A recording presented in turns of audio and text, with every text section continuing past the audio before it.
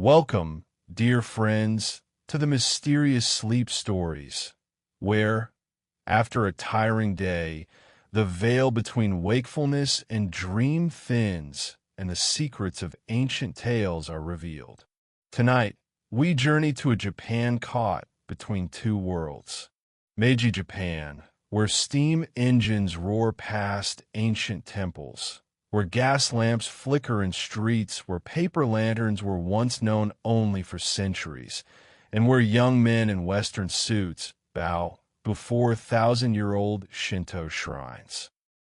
It was a period of such rapid transformation that people were breathless, wondering whether they were dreaming or awake. Our story follows a young man whose ancestors have guarded a particular threshold for countless generations. Not a wooden or iron gate, but something far more significant. A gateway between the world of the living and the realm of spirits. A red Torii gate standing at the entrance of a temple nestled among mountains, where the mists thicken and the sounds of the night are not always what they seem. So, find your most comfortable position. Slow down and deepen your breathing. Let the tension of the day flow away. Close your eyes if you haven't already. And let me take you beyond time and distance, to a Japan where ancient gods still roam, spirits float between worlds, and a young man watches over a threshold that should never be left unprotected during the darkest hours. Let's begin. The dawn of a new era. The year was 1873, and Japan was 5 years into the Meiji Restoration, a transformation so sweeping that it felt less like change and more like the entire nation had stepped through a Torii gate into another world. Emperor Meiji, barely more than a boy when he took the throne, had declared that Japan would seek knowledge from across the globe, that the country would modernize, that would become the equal of any Western power. And with breathtaking speed, it was happening. In the cities, everything was changing. Tokyo, once called Edo, had become a place of wonder and strangeness. Western-style buildings rose alongside traditional wooden structures. Horse-drawn carriages clattered past rickshaws. Men in black frock coats walked beside others in traditional hakama. The Gregorian calendar had replaced the lunar calendar, confusing everyone who had spent their lives following the moon's phases. Telegraph lines were being strung across the country like spider webs. Railways were under construction, iron serpents that would carry passengers at speeds that seemed like sorcery. Gas lamps were appearing on city streets, pushing back darkness that had ruled since time immemorial. The government had abolished the samurai class, ending centuries of tradition with bureaucratic decree. Warriors who had lived by the sword were now expected to become merchants, teachers, bureaucrats.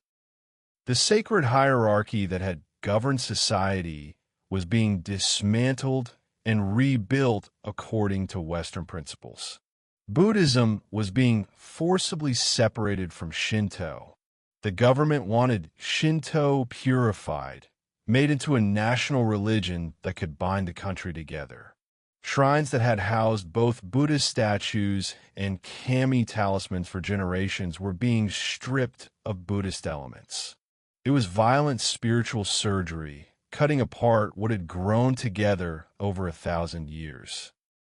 Yet for all this rush toward modernity, the heart of Japan remained mysteriously unchanged. In mountains and countryside, life proceeded as it always had. Farmers rose with the sun and worked their rice paddies. Fishermen made offerings to sea gods before casting nets. And the shrines, those ancient places where kami dwelt, still stood in groves of sacred trees, still received daily offerings, still marked the turning of seasons with festivals celebrated for longer than anyone could remember. It was in one such place that our story unfolds. A small shrine, not grand like those attracting pilgrims from across the nation, but local, important to villagers in its shadow, but unknown to the wider world. It stood perhaps 2 hours' walk from the nearest town, which itself was half a day's journey from anything resembling a city. The shrine was reached by a steep mountain path winding through forests of cedar and pine, past streams singing over smooth stones, through clearings where wild azaleas bloomed in spring and autumn leaves turned colors so vivid they seemed to glow. The shrine itself was ancient. Nobody could say how ancient with certainty. Current buildings dated back perhaps 200 years, but there had been a shrine on this spot far longer. The very stones seemed steeped in time, weathered and moss-covered, speaking of centuries of devotion. But the true guardian of this place, what made it different from countless other shrines, was the Torii gate. It stood where the path began, at the exact spot where the mundane world ended and the sacred world began. It was neither the largest nor most ornate torii in Japan. No famous craftsman had carved it. No emperor had commissioned it. Made of hinoki cypress, painted traditional vermilion red, though the paint was weathered now, mellowed to something deeper, richer, a red that seemed to have absorbed decades of sunset light. The torii consisted of 2 upright pillars, each as thick as a man's chest, driven deep into mountain stone. They rose perhaps twice the height of a tall man, perfectly straight, perfectly parallel. Across the top, a kasagi beam extended beyond the pillars. Below that, a second horizontal beam, the nuki, connected the pillars. The structure was simple, elegant, timeless, and it was never, ever left unguarded. This torii was not simply a marker. It was an actual threshold, a real gateway between worlds. Most torii served as spiritual reminders, but this one was something more. It was a thin place where the veil between human world and spirit world had worn gossamer thin. Through this thin place, things could pass, in both directions. The shrine had been tended by the same family for 17 generations. They were not priests in the formal sense. They were something older, predating bureaucratic organization of Shinto. They were shrine keepers, caretakers, and most importantly, guardians of the gate. Their duty, passed from parent to child, was ensuring nothing unwelcome passed through that crimson threshold. In the 5th year of Meiji, the duty fell to a young man named Takeshi. He was 22 years old, eldest son of the shrine keeper, and had known from the time he could walk that this would be his life's work. He'd grown up in the small house beside the shrine, had swept its grounds since old enough to hold a broom, had learned prayers and rituals at his father's knee. Takeshi was not particularly striking. Average height, sturdy build from daily physical labor. His face was honest and open, marked by sun and wind. He wore his dark hair pulled back traditionally, though he'd reluctantly cut his top knot the previous year after the government declared such things remnants of an uncivilized past. He dressed simply, usually in dark blue kimono for daily work, white and red shrine attendant garb for ceremonies. But there was something in his eyes, a depth and seriousness beyond his years. Those who met him remarked on his gaze. It was the look of someone who had seen things, who knew things, who carried responsibilities heavier than any physical burden. Because Takeshi had seen things. Growing up beside the Torii gate, he'd glimpsed edges of the other world more times than he could count. Shadows that moved against wind, lights with no source, sounds no animal could make. Once, when very young, a figure standing beneath the torii at midnight, neither fully present nor fully absent. His father, Hideaki, had been training him formally for night watch since his 18th birthday. Night watch was the most important duty, the reason their family had been placed here generations ago. Anyone could sweep grounds and maintain buildings. Any trained priest could perform ceremonies. But night watch required something else. It required ability to see what others couldn't, to sense what others missed, to stand firm when every instinct screamed to run. It required faith, not casual faith of festival day visitors, but bone-deep certainty that kami were real, spirits walked the earth, and boundaries between worlds needed protection. During the day, the shrine felt peaceful, even ordinary. Villagers came to pray, bringing offerings of rice and sake, lighting incense, pulling thick rope to ring the bell, calling Kami's attention. Children played in the courtyard. Sunlight filtered through cedar trees in long golden shafts. Everything felt safe, normal, grounded in familiar patterns. But at night, everything changed. As sun set behind mountains and shadows gathered, the shrine took on different character. Familiar became strange. Comforting became uncanny. Forest sounds shifted from daytime chorus of birds and insects to something altogether more mysterious. Night birds called with voices almost human. Wind through trees carried whispers that might have been just wind or might have been something else. And the Torii gate seemed to pulse with energy almost visible if you knew how to look. Takeshi's training had been gradual and thorough. His father started by having him stay awake through night, learning comfort in darkness, learning night itself wasn't to be feared. Then came proper prayers, specific chants, and invocations that could strengthen boundaries, ward off malevolent spirits, call upon kami protection. He learned signs to watch for, subtle indications that something from the other side approached. Sudden chill when there should be none. Smell of flowers where no flowers grew. Sense of presence when no one was there. Most importantly, his father taught him proper attitude. You are not here to fight, Hideaki told him repeatedly. You are not a warrior battling demons. You're a guardian, a watcher, a keeper of thresholds. Your duty is to observe, to maintain proper boundaries, to ensure what belongs on each side stays where it belongs. Sometimes this requires strength, sometimes wisdom, but most often, simply patience and attention. You must be present, always aware. For 4 years, Takeshi accompanied his father on night watch, learning by doing, growing accustomed to rhythms and requirements. Now, in this 5th year of Meiji, his father's health was failing. The old man's joints ached, he tired easily. Soon, very soon, night watch would fall to Takeshi alone.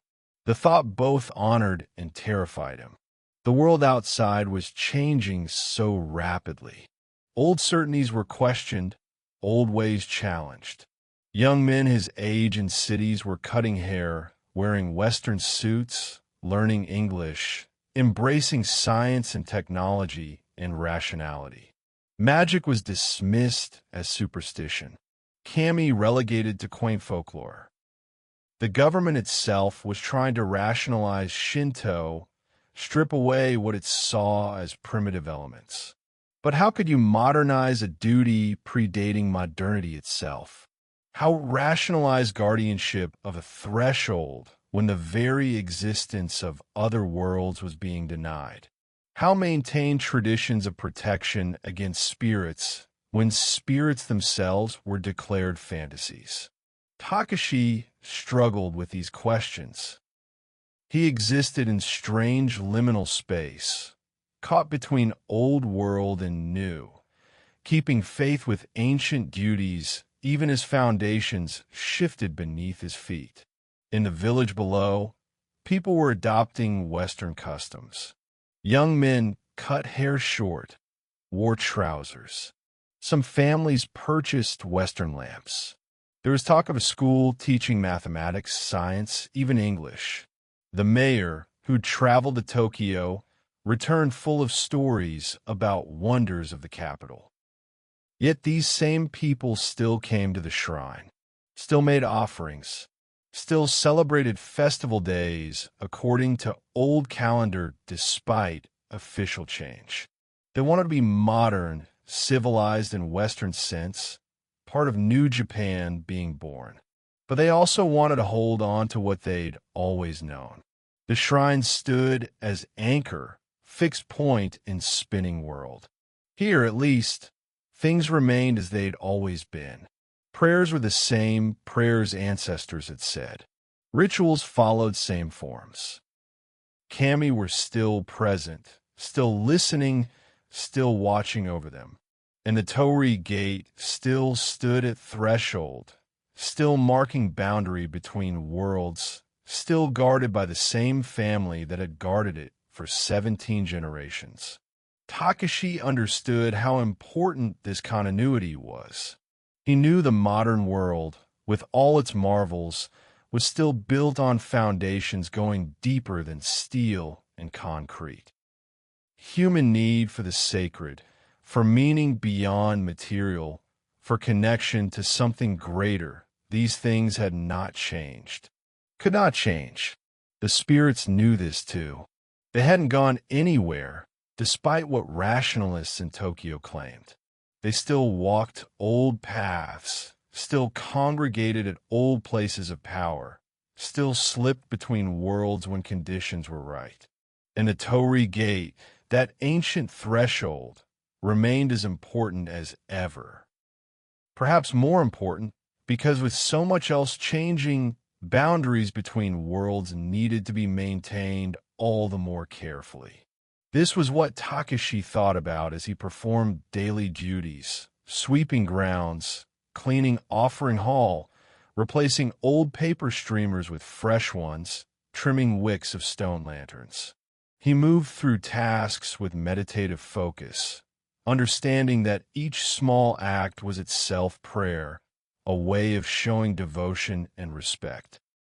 In afternoons, his father would sit with him on their house veranda, looking out at the Torii visible through trees.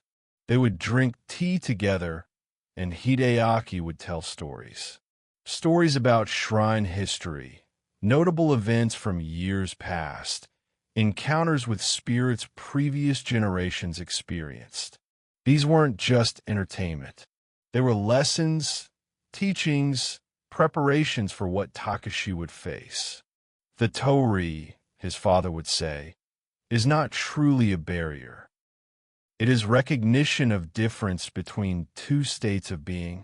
It acknowledges there is everyday world where we live our lives, plant rice, raise families, and sacred world, realm of kami and spirits, where different laws apply, where time moves differently, where impossible becomes possible.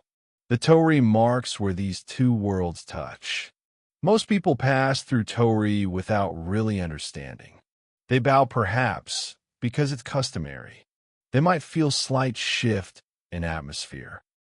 But they don't truly comprehend their crossing threshold, moving from one reality into another.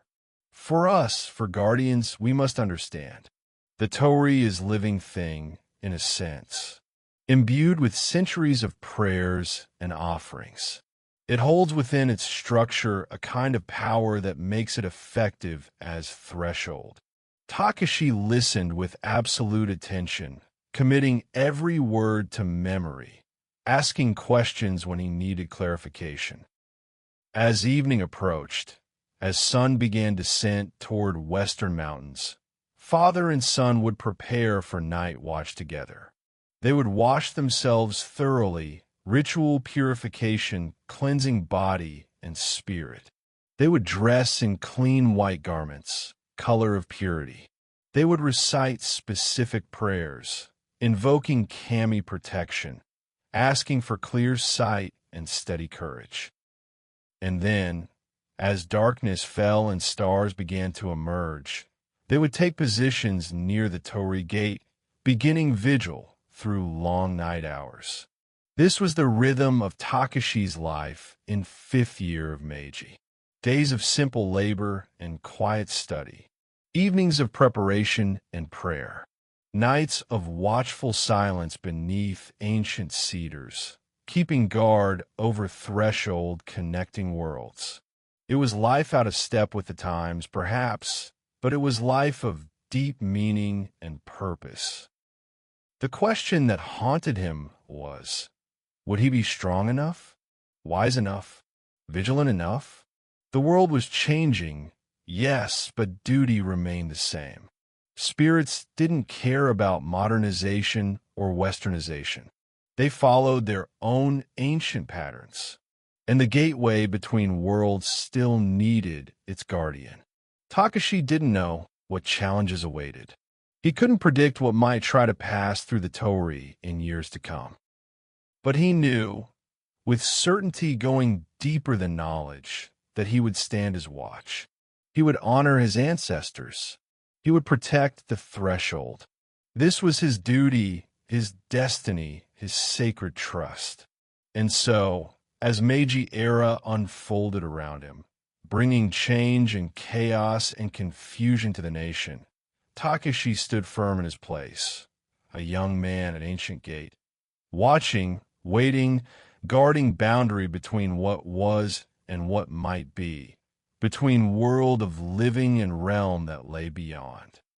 The sacred threshold, understanding Torii gates. To truly understand Takeshi's duty, to grasp the significance of what he guarded each night, we must step back and look more deeply at the Torii itself. These iconic structures are so synonymous with Japan that they appear on maps to mark shrine locations, in art to represent the nation, in imagination of anyone who has contemplated Japanese culture. But their meaning goes far deeper than fame might suggest. The word Torii literally translates as bird-dwelling or where birds perch, though exact etymology remains subject to scholarly debate. Some trace the concept back to Indian Torana gates, marking entrances to Buddhist and Hindu sacred spaces. Others see connections to ancient Chinese or Korean architecture. Still others argue the Torii is purely Japanese innovation, evolved from simple rope barriers stretched between posts to mark sacred ground. The mythological origin connects the Torii to sun goddess Amaterasu, who hid herself in cave after quarrel with her brother, plunging world into darkness. Other gods tried many tricks to lure her out, finally succeeding by performing comical dance that made gods laugh. Curious about merriment, Amaterasu peeked out, and at that moment a cock crowed, heralding return of light. Some say the Torii was created to commemorate this event, perched for sacred birds whose call brought back the sun.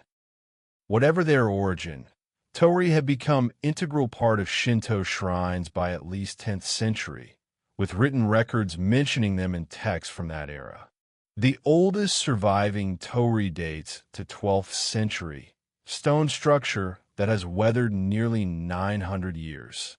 Wooden Torii are even older, though it must be replaced periodically, following Shinto principle of renewal maintaining spiritual essence, even as physical form is restored. The basic structure is deceptively simple. 2 upright pillars supporting 2 horizontal crossbeams. But within this framework exists tremendous variety. There are dozens of recognized styles, each with own name, specific proportions and details, historical and regional associations. The Shinmei Torii is considered most ancient style, with perfectly straight components and no upward curve to upper crossbeam. These spare, elegant structures are found at Ise Shrine, most sacred Shinto site in Japan, and their simplicity represents purity of original Shinto before Buddhist influence. The Myojin Torii features curved lines, particularly in Kasagi, upper crossbeam, which sweeps upward at ends like temple roof eaves. This style emerged after Buddhist architecture began influencing Shinto design, and it's the type most commonly seen throughout Japan. The curves direct spiritual energy upward toward heavens, facilitating connection between earth and sky, human and divine. Then there are specialized forms: double-barred Kasuga Torii, three-legged Mahashira Torii, Torii with small roofs sheltering crossbeams, Torii standing in water appearing to float on lake or sea surface. Each variation carries own symbolism, particular power, and purpose. But regardless of style, all Torii share essential characteristics and meanings. They are thresholds. They are boundaries. They mark transition from one state of being to another. When you pass beneath Torii, you're not simply walking through gateway in physical sense. You're moving from mundane world into sacred space, from profane into realm of kami. This is why traditional practice is to bow before passing through Torii. The bow acknowledges this transition, recognizes you're entering different kind of space where different rules apply, where respect and reverence are required. The bow is also spiritual preparation, moment of centering yourself, shifting consciousness from everyday concerns to spiritual awareness. Similarly, it's traditional to walk to the side when passing through Torii rather than down center. The center path, known as Saichu, is reserved for kami themselves. To walk there would be presumptuous, violation of proper order. Humans belong to side, acknowledging their place in hierarchy of existence. The color of Torii is another crucial element. While Torii can be found in various colors including natural wood, black, white, and others, most iconic and common color is vermilion, that distinctive orange-red seeming to glow with inner fire. This color, called shuiro in Japanese, is created from cinnabar, naturally occurring mineral containing mercury sulfide. Vermilion color is not merely decorative. It carries deep symbolic significance. Red has long been associated in Japanese culture with vitality, life force, and protection against evil. Vibrant vermilion of Torii is believed to ward off malevolent spirits, create protective barrier through color alone. There are practical benefits too. Cinnabar naturally repels insects and helps preserve wood, giving spiritual belief and practical wisdom pleasing concordance. But color also serves visual purpose. Against greens of Japanese forests and gardens, against blues of sky and sea, vermilion stands out dramatically. It catches eye, commands attention, reminds you you're approaching something important, something not to be overlooked. Brightness of vermilion is like beacon, calling to both humans and spirits, marking this place as special, as set apart. Some Torii, particularly very ancient ones or those at mountain shrines, remain unpainted, showing natural grain and color of wood, usually hinoki cypress or sugi cedar. These plain Torii have their own beauty and power, representing more rustic, elemental connection to nature. They speak of Shinto's roots in animism, in worship of natural forces and features, in belief that kami dwell in trees and stones and mountains themselves. Positioning of Torii is also significant. They're placed at precise locations determined through divination, through geomantic principles, or through centuries of tradition. A Torii marks boundary of sacred ground, Thus, its placement defines where sacred begins. This is not arbitrary decision, but one responding to spiritual geography of place, to flow of energy, to presence of kami. At Fushimi Inari Shrine in Kyoto, thousands of vermilion torii stand in seemingly endless rows, creating tunnels of sacred gateways winding up mountainside. Each torii was donated by worshiper or business, offering to kami of shrine, and cumulative effect is extraordinary. Multiplication of thresholds creating powerful sense of moving deeper in a sacred space with each step. But even single torii, standing alone at entrance to modest village shrine, carries profound meaning.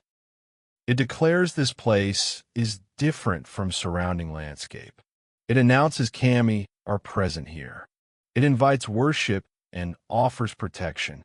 And it serves as a reminder that world contains more than what we can see with physical eyes, that there are dimensions of existence beyond material, that sacred and mundane coexist, separated by boundaries thin as painted wooden beam. For Takeshi, standing watch at his family's shrine, the torii was all this and more. It was not merely symbol, but actual functional boundary, threshold where membrane between worlds grew thin enough that passage was possible. His ancestors had discovered this quality of place centuries ago. Perhaps there had been earlier structure here, long lost to time. Or perhaps land itself had always possessed this characteristic, and torii had been erected to mark and manage thin place existing naturally. Over generations of care and blessing, over centuries of prayers and offerings, the torii had absorbed tremendous spiritual power. It had become incense alive, not conscious in way human is conscious, but aware, responsive, connected to larger web of spiritual forces underlying physical reality. The torii knew its purpose. It fulfilled its function through kind of spiritual momentum, through accumulated intention of all who had honored and maintained it. Takeshi could feel this when he approached the gate, particularly at night. There was presence to it, weight in air around it that you could sense if you paid attention. Space beneath Torii's crossbeams felt different from space on either side. Passing through was like pushing through subtle resistance, like moving through water rather than air, barely perceptible but definitely present change in texture of reality. His father had taught him to attune himself to these subtle sensations, to become sensitive to energies and presences surrounding Torii. Most people move through world half asleep, Hideaki explained. They see with eyes, but don't really look. They hear with ears, but don't really listen. They pass through sacred spaces without truly feeling them. Modern world encourages this surface attention, this skimming over depth of things. But for someone who watches threshold, you must develop different capacities. You must learn to perceive what others miss. You must cultivate spiritual sensitivity, allowing you to detect subtle, to sense unseen, to know when something is present that doesn't belong to ordinary world. This training had taken years.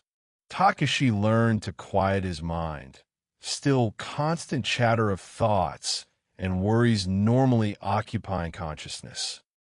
He learned to pay attention with whole being, not just intellect, but intuition, body, spirit. He learned to recognize difference between ordinary night sound and something more unusual, to distinguish between natural chill of mountain air and cold accompanying certain types of spirits, to sense when boundary between worlds was being tested. The Torii, he came to understand, was his partner in this work. It was not passive structure, but active participant in maintaining boundary. It helped him by its very presence, by power it had accumulated, by intention encoded in its form and color and position. When he stood watch, he was not alone. The Torii itself kept watch with him, ancient sentinel that had stood this duty long before he was born and would continue long after he was gone. There were nights when he could almost see energy of Torii, faint luminescence clinging to vermilion wood, pulsing gently in rhythm with something he couldn't quite name. Times when he thought he heard it humming, low vibration at very edge of perception. His father told him these experiences were real, not imagination, signs his perceptions were deepening, that he was learning to see world as it truly was, layered with meaning and presence beyond merely physical. The Torii stood about 6 feet high at its pillars, with Kasagi extending another foot above. Pillars were perhaps 18 inches in diameter, solid inoki wood that had been growing for centuries before it was cut and shaped. Wood grain was visible through vermilion paint, delicate lines curving and flowing like water, like energy itself. Pillars were embedded deeply in mountain stone, anchored so securely that fiercest typhoon could not topple them. Between pillars, space of gateway measured perhaps 8 feet across, wide enough for several people to pass through side by side, though proper etiquette was to walk to side rather than through center. This open space, this empty archway, was heart of matter.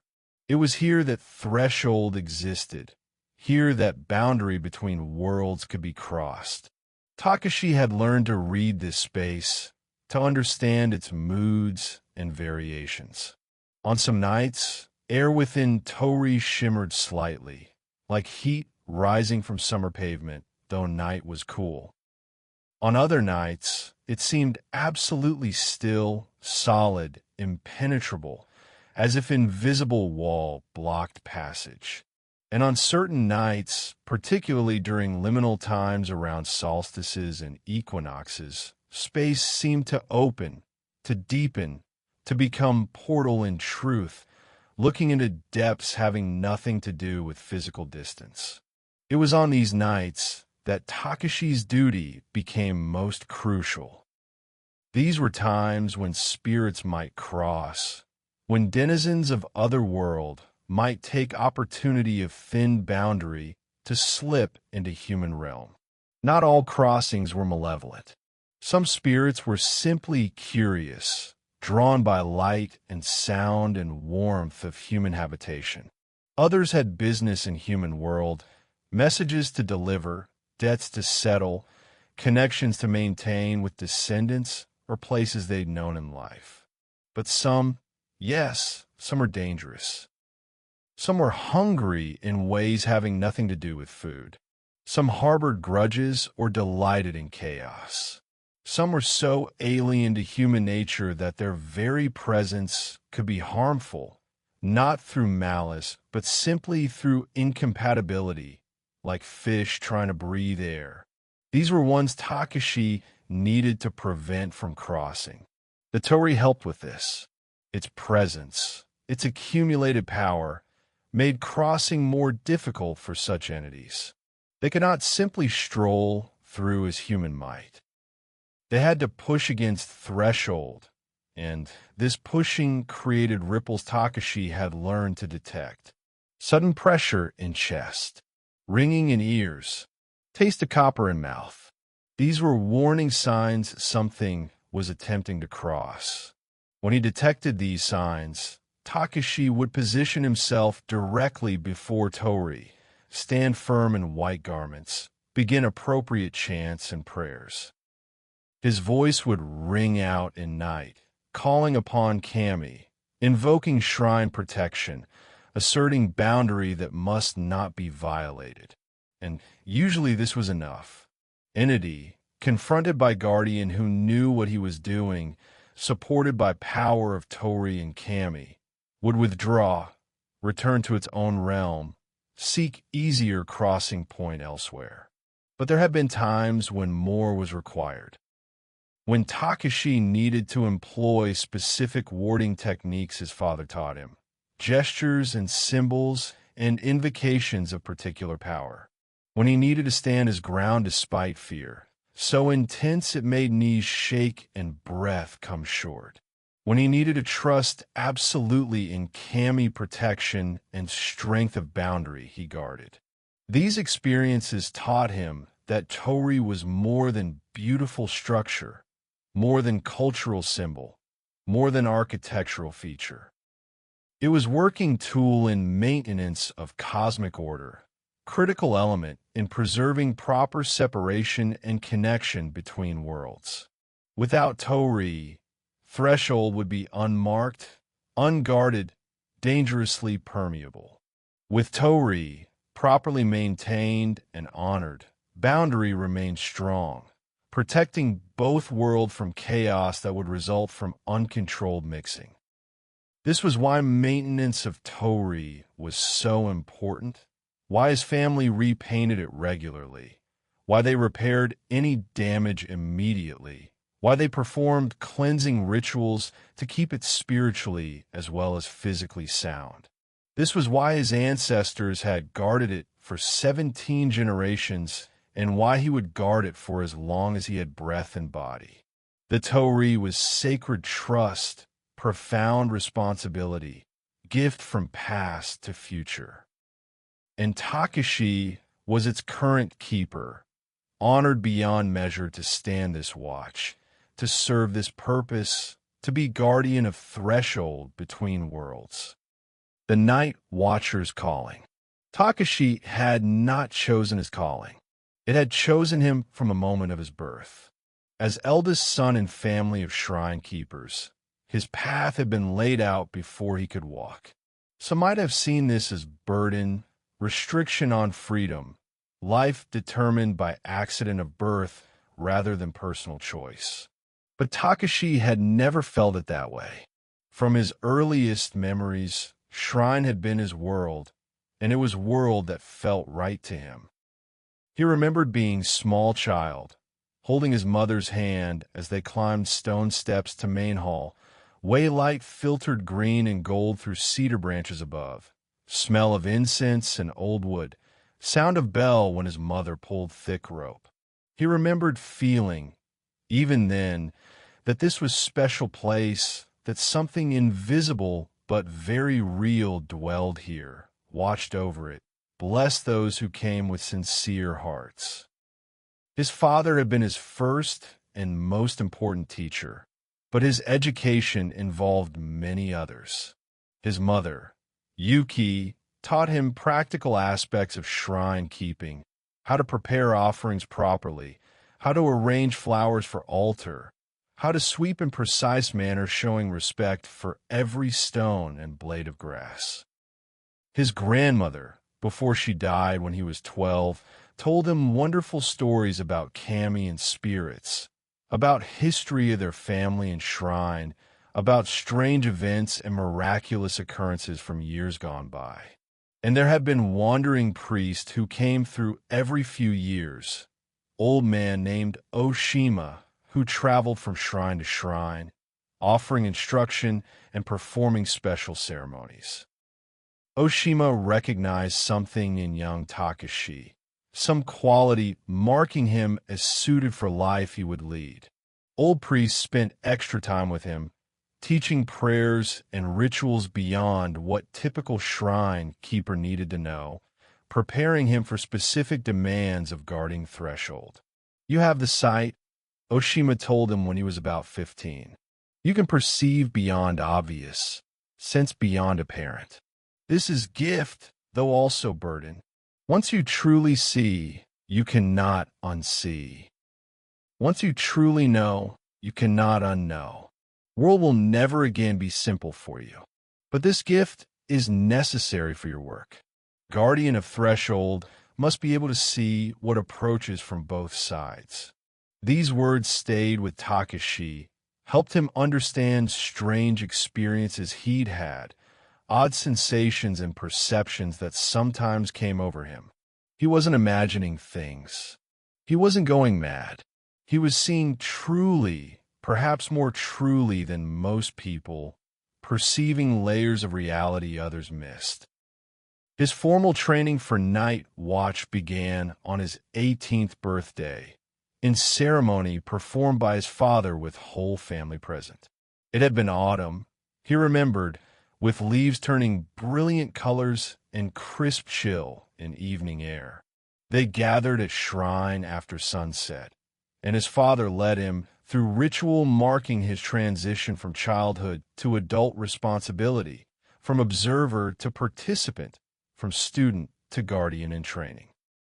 Tonight, his father said solemnly in darkness, "You begin the watch. You will not yet stand alone. That day comes later, but from this night forward, you are no longer merely learning about duty. You are beginning to perform it. The kami recognize you now as guardian, though apprentice still. Spirits will see you differently than before, and you will see them differently as well." And it had been true. From that night forward, Takeshi noticed change in how he perceived things at shrine, particularly after dark. It was as if veil had been lifted slightly, allowing him to see more clearly subtle energies and presences surrounding sacred space. Spirits he had only glimpsed before became more visible, more tangible. Boundary marked by Torii felt more pronounced, more real. Those first few months of training had been exhilarating and terrifying in equal measure. His father taught him postures and positions he should take during watch, how to stand without tiring over long hours, how to hold attention without letting it wander or fix too narrowly. He learned breathing techniques, helping him stay calm and centered, even when confronting something frightening or incomprehensible.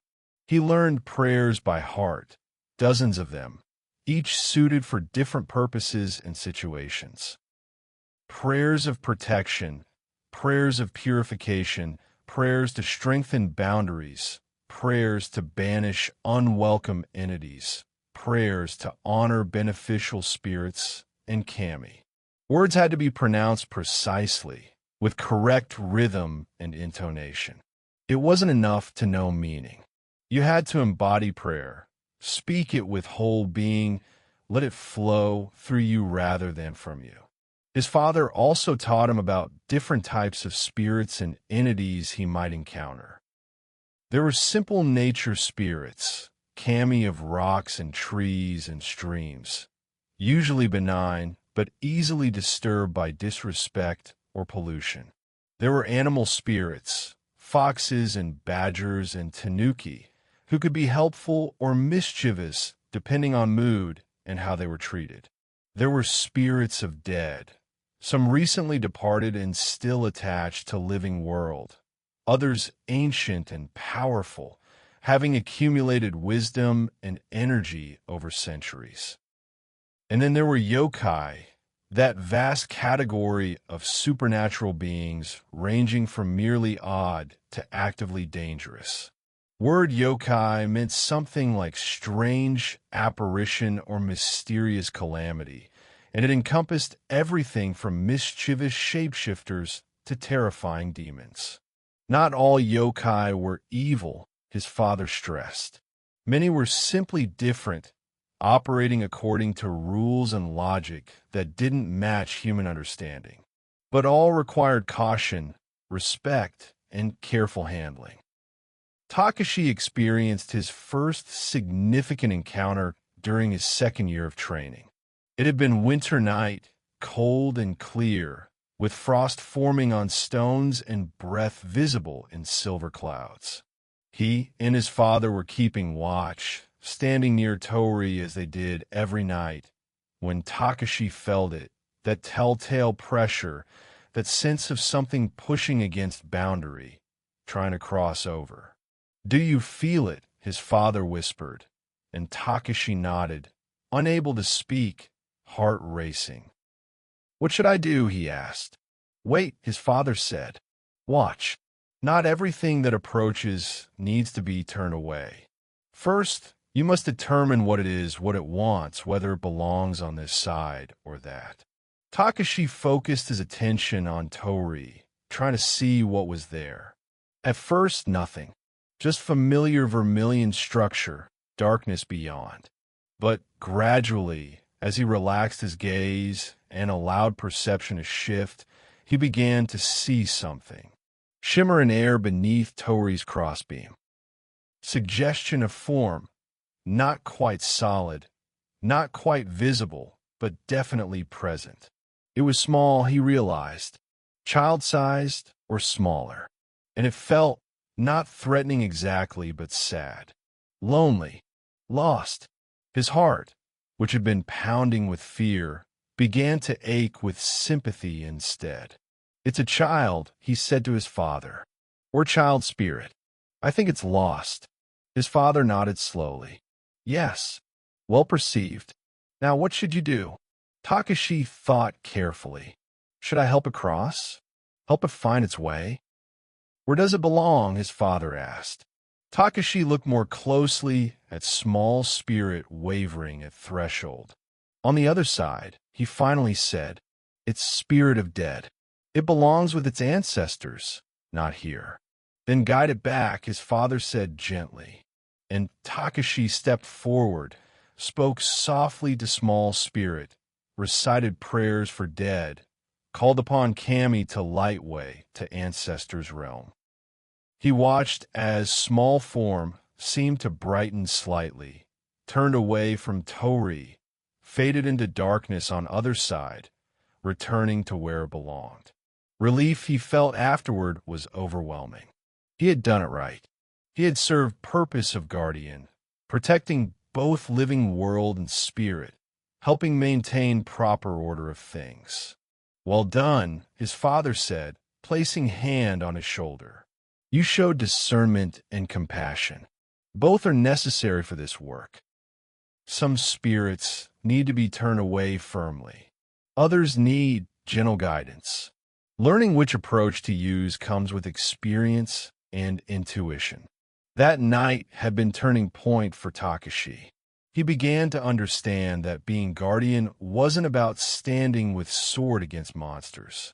It was about understanding, about wisdom, about maintaining harmony between worlds, about knowing when to be firm and when to be kind, when to assert boundaries and when to assist passage. Over following years, he encountered many different spirits and situations. He faced down hungry ghosts, spirits so consumed by unfulfilled desires that it sought to drain life energy from living. That confrontation required all his courage and training, and he emerged shaking and exhausted, but successful. He negotiated with Fox Spirit, who wanted to establish den near shrine. Fox spirits, kitsune, were sacred to Inari and often associated with shrines, but they could also be tricky and troublesome if not properly approached. Takeshi managed to work out arrangement where Fox could stay in area, but would help protect shrine in exchange for offerings left at small subsidiary shrine his father built for that purpose. He witnessed beautiful sight of Kami manifesting briefly in world, luminous presences filling him with awe and reverence. He saw nature spirits dancing in moonlight, harmless and playful, celebrating existence in their own mysterious way. He encountered spirits so strange and alien he had no framework for understanding them, could only observe and ensure they didn't disturb human world. And he stood watch through countless quiet nights when nothing unusual happened at all, when duty consisted simply of being present, maintaining awareness, holding intention of protection and service. Those nights were just as important as dramatic ones, his father taught him. Consistency of watch, unbroken attention over years and decades and generations, was what gave guardianship its power. Now, In fifth year of Meiji, as Takeshi approached his 22nd birthday, he felt ready to take on full responsibility. His father's health was declining, old man's joints stiff and painful, energy diminished. Soon, night watch would fall entirely to Takeshi. Thoughts still frightened him sometimes, weight of that responsibility, but he also felt prepared, trained, capable. He had developed his own relationship with shrine and Torii, his own understanding of rhythms and requirements of watch. He had learned to read subtle signs, to trust intuition, to act decisively when action was required, and to wait patiently when patience was needed. He had proven himself to his father, to Kami, to himself. Night watch, he came to understand, was more than duty. It was calling in truest sense, vocation shaping every aspect of his life. He lived on different schedule than most people, sleeping during day, wakeful through night. He held himself to strict practices of purity and discipline, understanding that guardian must be as clean and clear as possible, free from distractions and impurities that might cloud perception or weaken resolve. He had foregone many pleasures that other young men his age enjoyed. While childhood friends and village were courting, marrying, starting families, Takeshi remained solitary, knowing demands of night watch would make normal family life difficult if not impossible. His father had managed it. Yes, but Takeshi had seen toll it took, worry his mother carried, compromises required. Perhaps someday, he thought, when he was more established in role, when watch had become second nature, perhaps then he might consider taking wife, starting family, ensuring lineage would continue. But for now, his primary relationship was with shrine, with Torii, with duty itself. He did not resent this. He felt privileged, honored, chosen for something meaningful. In a world rapidly losing connection to sacred, dismissing spiritual in favor of material and rational, he was part of something timeless and true. He knew what most people had forgotten or denied. That world was full of wonder and mystery. That invisible realm was as real as visible. That kami and spirits existed and interacted with human life in ways both subtle and profound. Night watch had become his meditation, his spiritual practice, his way of serving something greater than himself. When he stood beneath stars, listening to night sounds of mountain forest, feeling presence of Torii at his back and sacred precincts of shrine behind him, he felt connected to everything, to ancestors who had stood this same watch, to Kami who blessed this place, to natural world surrounding him, to cosmic order his duty helped maintain. This was his calling. This was his life. And he would fulfill it with all strength and wisdom and devotion he possessed. The world of yokai and spirits.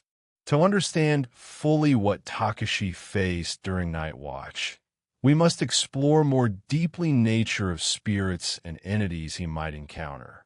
Japanese spiritual landscape is populated by bewildering variety of supernatural beings, whole ecosystem of invisible that parallels and intersects with visible material world. At foundation of this understanding lies ancient concept that everything possesses spirit or soul. This animistic worldview, predating organized Shinto and extending back into prehistoric myths of Japanese culture, holds that kami dwell not just in grand mountains or powerful oceans, but in every stream and stone, every tree and field. World is alive, ensouled, filled with consciousness and intention at every level. This fundamental understanding shapes how Japanese have traditionally related to their environment. Farmer clearing field would first apologize to spirits of trees about to be cut. Builder constructing house would perform ceremonies to pacify spirits of land. Even today, despite modernization, many construction projects in Japan begin with Shinto ceremonies to honor and gain permission from local kami. From this foundation, Japanese folklore has developed extraordinarily rich vocabulary of spiritual beings. Most familiar to outsiders might be kami themselves, often translated as gods, but perhaps better understood as spirits or sacred powers. Kami can be spirits of great natural features like Mount Fuji or sun goddess Amaterasu. They could be deified ancestors or historical figures who achieved kind of divine status. They can be countless small spirits of local places and things. But alongside kami exist yokai, that vast category of beings that are strange, mysterious, otherworldly. Word yokai combines characters for bewitching or attractive and mystery or wonder, capturing something of ambiguous nature of these entities. They are not necessarily evil, though some certainly are. They are not necessarily good, though some can be helpful. Mostly, they're simply other, operating according to own logic, existing according to own rules. Yokai have been categorized in various ways by scholars and folklorists over centuries. Some divide them by where they appear. Mountain yokai, sea yokai, house yokai. Others categorize them by what they do: shapeshifters, possession spirits, bringers of disease, protectors of nature. Still others organize them by what they are: ghosts of dead, transformed animals, animated objects, nature spirits.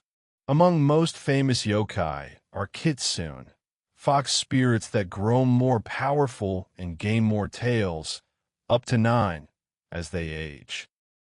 Kitsune are shapeshifters par excellence, able to take human form and interact with people, sometimes helpfully, sometimes mischievously, sometimes malevolently. They're particularly associated with kami inari and often serve as messengers or guardians at inari shrines. White fox is especially auspicious, while certain kitsune can be dangerous tricksters or even malevolent spirits. Tanuki, raccoon dogs, are similar shapeshifters, but generally more comical than foxes. They're often depicted with large bellies and exaggerated physical features, and their transformations tend to go humorously wrong. They love to play tricks on humans, but rarely with serious malice. In folklore, they often appear as Buddhist monks or merchants, only to reveal true nature at an opportune moment. Tengu are bird-like or bird-beaked spirits inhabiting mountains and forests. Once considered demons or devils, they evolved in popular understanding to become protective spirits, though still dangerous if provoked. They're said to be skilled warriors and have taught swordsmanship to heroes in various legends. Tengu have long noses in their anthropomorphic form, and they can fly with great speed using magical fans made of feathers. Then there are Oni, often translated as demons or ogres. These are powerful, fearsome beings typically depicted as red or blue-skinned humanoids with horns, wearing tiger-skin loincloths and wielding iron clubs.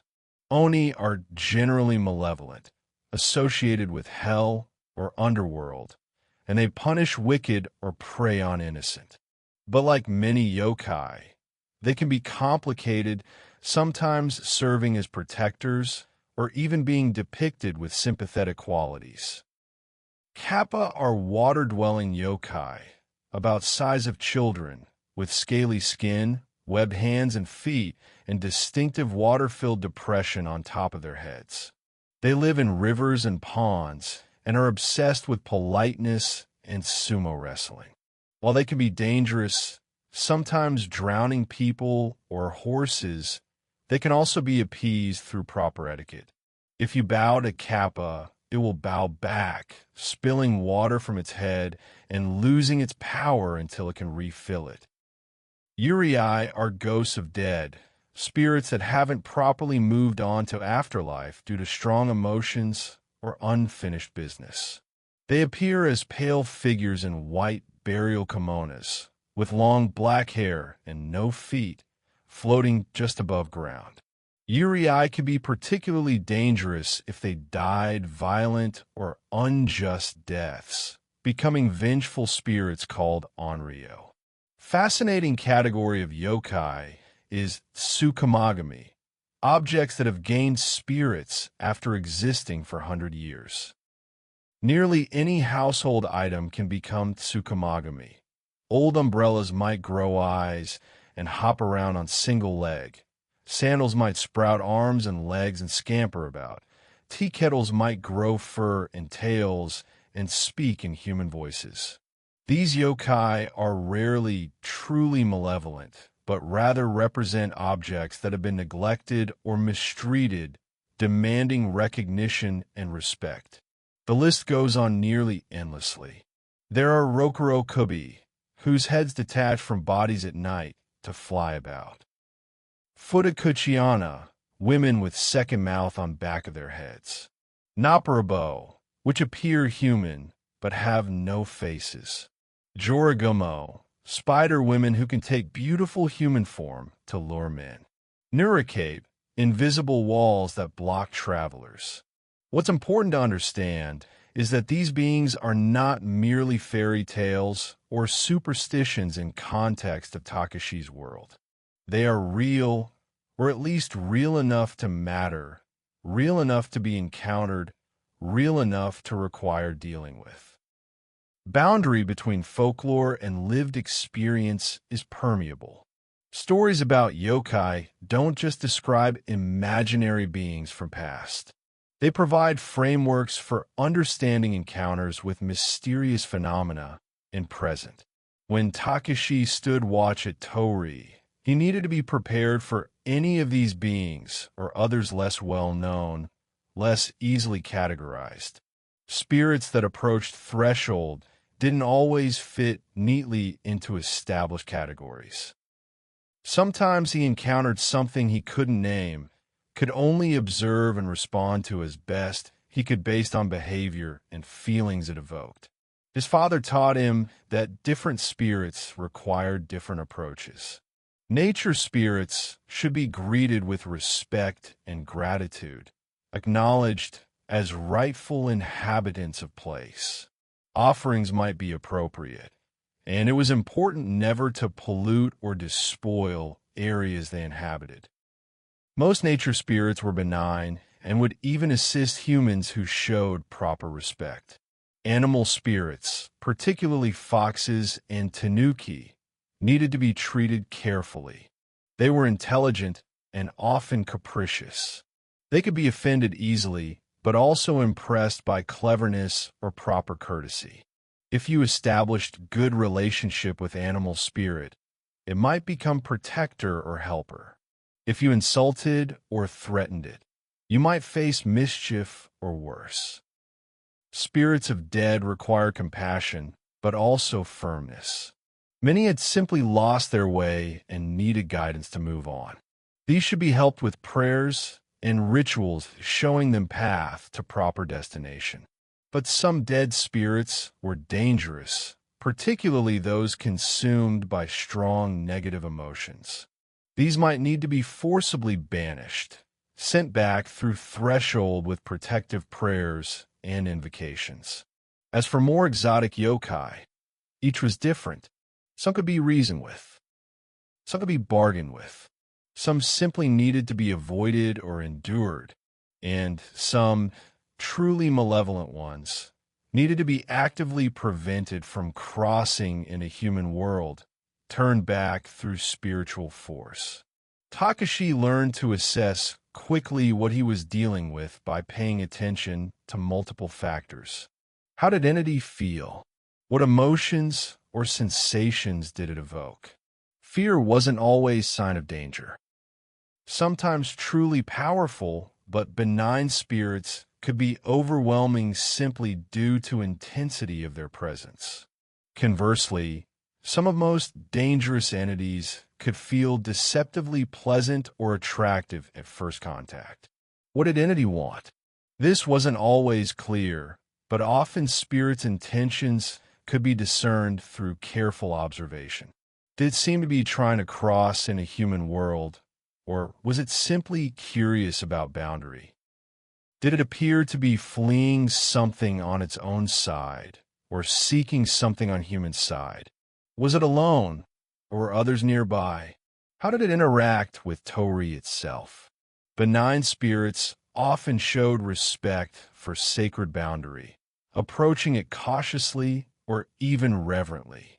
Malevolent entities might test it aggressively, pushing against it, trying to find weak points. Some spirits couldn't cross at all without permission or assistance. Others could pass through easily if unobstructed. Over his years of training and practice, Takeshi developed kind of internal classification system, way of quickly categorizing spirits based on observations and intuitions. This wasn't rigid taxonomy, but flexible framework helping him respond appropriately. There were regulars, spirits he encountered often, that had particular connections to shrine or surrounding area. These he'd come to know almost as individuals, recognizing their unique characteristics and patterns. Particular fox spirit that denayed nearby and often passed through to hunt. Small kami of stream flowing down mountain, who sometimes manifested briefly near Torii. Spirit of former priest who had served at shrine century ago and occasionally returned to check on place he'd loved in life. There were passers through, spirits that had no particular connection to this place, but were simply traveling through, using threshold as convenient crossing point. These needed to be assessed individually.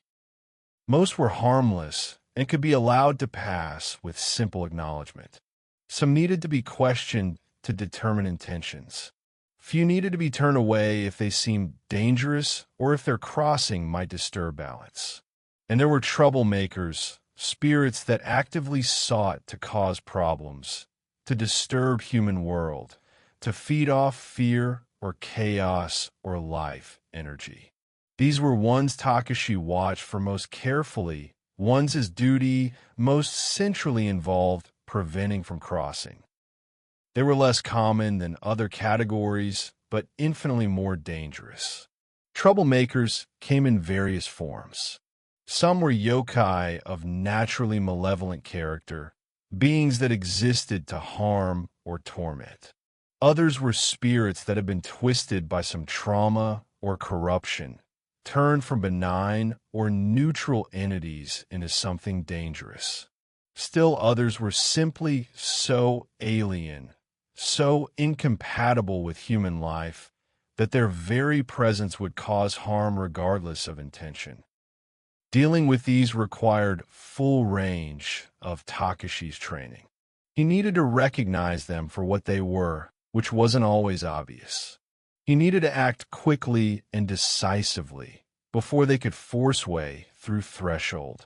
And he needed to employ right combination of prayers, gestures, and invocations to strengthen boundary and turn them back. There were specific protective prayers he could recite, calls upon powerful kami to reinforce Torii's natural barrier. There were hand gestures kuji-in that focused and directed spiritual energy. There were talismans he could employ, paper strips inscribed with sacred characters, enhancing protection. And in extreme cases, there were banishing rituals that forcibly expelled spirit, casting it back to its own realm with sufficient force that it would not quickly return. His father warned him that most difficult aspect of guardianship wasn't dramatic confrontations, though those were certainly challenging. Most difficult aspect was uncertainty, need to make quick judgments with incomplete information, responsibility of deciding what could pass and what must be turned away. Guardian couldn't afford to be paralyzed by doubt, but neither could he act rashly without discernment. Trust your training, Hideaki told him many times. Trust your intuition. Trust the kami. And trust that you are where you need to be, doing what you need to do. Purpose of Guardian is to maintain balance, to protect both worlds from harm. If you hold that intention clearly, if you act from that center, you will generally make right decisions. And when you make mistakes, as you will, as all humans do, learn from them and do better next time. This teaching sustained Takeshi through moments of doubt and fear. He had made mistakes, yes. Times when he'd turned away spirit that perhaps should have been allowed to pass, or allowed passage to one that later caused minor trouble. But he'd learned from each instance, refined his understanding, gradually developed wisdom and discernment his duty required. And he learned something else, something his father had only hinted at, but which experience taught directly. Spirits knew him. They recognized him as guardian of this threshold. Benign ones appreciated his service, protection he provided to shrine, and proper ordering of worlds. Malevolent ones feared or resented him, saw him as obstacle to their desires. And nearly all of them, in their own ways, respected him. This respect wasn't given automatically. Takeshi earned it through consistency, through competence, through willingness to stand firm in duty night after night, year after year. Spirits understood commitment. They recognized someone who took responsibility seriously. And while malevolent spirit might still test him, might still try to cross, there was element of recognition in these encounters, acknowledgement that they were playing respective roles in larger pattern. In this way, Takeshi's relationship with yokai and spirits was not one of constant warfare, but rather kind of ongoing negotiation, maintenance of boundaries that both protected and connected. He was not trying to eliminate spirits or prevent them from existing. He was simply ensuring they remained where they belonged, that two worlds stayed properly distinct while allowing appropriate interaction. This was wisdom at heart of Torii itself, recognition that separation and connection were not opposites but complementary truths. Torii marked boundary, yes, but also marked crossing point. It said here the worlds touch, even as it said here the worlds remain distinct. And Takeshi, as guardian, embodied this same paradox, protecting threshold while also facilitating proper passage, keeping gate closed against danger while keeping it open for blessing. Yokai and spirits were neither his enemies nor his friends. They were other inhabitants of world richer and stranger than most humans realized, and his duty was to live in right relationship with them, to maintain delicate balance, allowing both worlds to flourish. The first encounter. Takeshi's first true test as guardian, the encounter that convinced him beyond any doubt of reality and importance of his duty, came in his 19th year, during second year of formal training. It was night he would remember for the rest of his life, night that taught him what it truly meant to stand watch at threshold. The date was 15th day of 7th month. At least according to old lunar calendar, shrine still followed despite government's adoption of Western calendar. This was time of Obon, festival when spirits of ancestors returned to visit descendants. All across Japan, families would be welcoming their dead, cleaning graves, making offerings, lighting lanterns to guide spirits home. It was time when boundary between worlds naturally thinned, when crossing was easier for spirits who had earned right to visit living.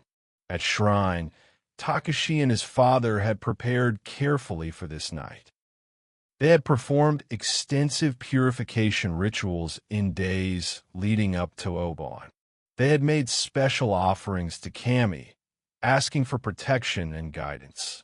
They had refreshed sacred rope around shrine grounds and replaced paper streamers with new ones specially blessed for occasion. Everything that could be done to strengthen spiritual integrity of shrine had been done. As darkness fell on night of 15th, Takeshi took his position near Torii with mixture of anticipation and anxiety. His father had warned him this night would be different from usual watch. Many spirits will cross tonight, Hideaki said. This is proper and right. Ancestors have every right to visit descendants during Obon. Our duty is not to prevent these crossings, but to ensure only appropriate spirits pass through, that nothing else takes advantage of thinned boundary to slip in a human world. First hours of watch passed in state of heightened awareness. Takeshi could feel change in atmosphere. Way air seemed somehow thinner, more translucent. Boundary marked by Torii felt more permeable than usual, and he could sense spirits gathering on both sides, waiting for full darkness and proper time to cross. As midnight approached, crossings began. Takeshi could see them if he relaxed his eyes and allowed spiritual sight to activate. Translucent forms passing beneath Torii, moving from spirit realm toward village below where descendants waited. Most were peaceful presences, elderly grandparents and great-grandparents returning for annual visit, beloved dead who maintained strong connections with living. These crossed smoothly, barely rippling boundary as they passed. His father stood beside him, observing these crossings with approval. Good, Hideaki murmured. Proper order is being maintained. Ancestors cross, as they should. All is well. But then, shortly after midnight, Takeshi felt something different. Change in texture of night, dissonance in harmonious flow of crossing spirits. His chest tightened, his breath caught. Something was wrong. Father, he whispered, do you feel that? Hideaki nodded grimly. Yes, something approaches that does not belong. Focus yourself. Remember your training. Takeshi turned full attention toward Torii, trying to identify what he was sensing. At first, he couldn't isolate it among numerous spirits crossing. But then he felt it more clearly, presence that made his skin prickle, that filled him with deep, instinctive dread. There, his father said, pointing toward Torii. Do you see it? Takeshi looked, and for a moment saw nothing unusual. Then, gradually, form became visible. It was unlike peaceful ancestor spirits that had been crossing. It was darker, denser, more solid-seeming. And it was large, far larger than human spirit should be. As Takeshi watched, it moved closer to Torii, pushing through crowd of ancestor spirits like predator moving through herd of prey. What is it? Takeshi asked, voice tight with fear. Hungry ghost, his father replied. Gaki, human spirit twisted by unfulfilled desires, by greed or envy or malice. It's trying to use Obon crossing to slip into human world, where it will seek to drain life, energy from living to sustain its corrupted existence. This is precisely what we guard against. Hungry Ghost had reached Torii now. Takeshi could see it more clearly, and sight made his stomach turn. It was grotesque, form distorted and unnatural. Mouth was enormous, stretched impossibly wide in endless hunger. Belly was swollen and distended. Limbs were too long, fingers like claws. And eyes burned with desperate, consuming need terrible to behold. It began to push against boundary, trying to force way through. Takeshi could feel pressure of its effort, like physical weight pressing against own chest. Torii seemed to shimmer with strain, holding firm but clearly being tested. "What do I do?" Takeshi asked, fighting down panic threatening to overwhelm him. "You are guardian," his father said firmly. "This is your duty. You must deny it passage. Use what I've taught you." Takeshi swallowed hard, trying to center himself, to access training despite fear. He stepped forward, positioning himself directly in front of Torii, between hungry ghost and human world it sought to enter. His hands were shaking, but he forced them steady. His voice nearly failed, but he forced it strong. He began prayer of banishment, powerful invocation he had practiced countless times, but never before used in true need.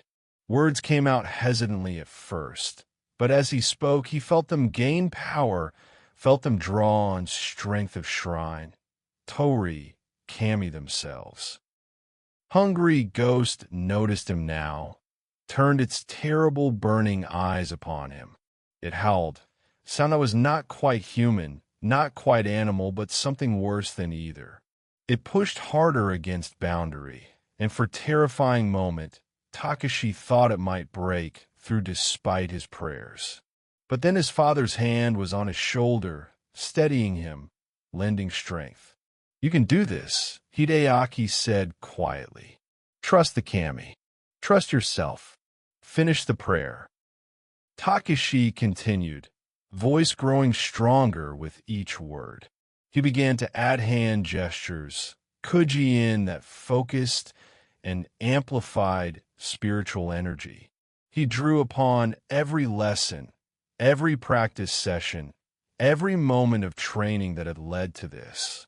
He poured his will into boundary, reinforcing it, commanding it to hold. Hungry ghost shrieked, sound of rage and frustration. It clawed at invisible barrier, trying desperately to break through. But Torii held, boundary held, and slowly, inexorably, spiritual pressure Takeshi was exerting began to push hungry ghost back, away from threshold, back toward its own realm. For a moment, outcomes seemed uncertain. Ghost was powerful, driven by centuries of accumulated hunger and need. It would not give up easily. But Takeshi was guardian, recognized by kami, standing in place of power with generations of protection backing him. And he would not yield.